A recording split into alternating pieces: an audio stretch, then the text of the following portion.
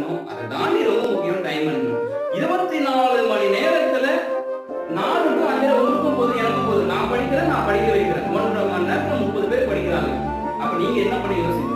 4 to 5 அகாடமியில வந்து ஆன்லைன்ல group டீச்சிங்ல 30 பேர் படிக்கிறாங்க. அப்ப நீங்க என்ன பண்றீங்க? 1.5 மணி நேரம் நீங்க பயன்படுத்துறீங்களா இல்ல தூங்குறீங்களா? அதே மாதிரி 9 டு 10 இதுலயே ஒரு 30 பேர் படிக்கிறாங்க. Tamil department, English department, maths, physics, chemistry, botany, zoology, political science கிடையாது, history, geography, physical education, computer science. இவ்வளவு துறைகள்ல ஒரு 30 ஆசிரியர் படிக்கிறாங்க. அப்ப நீங்க என்ன பண்றீங்க?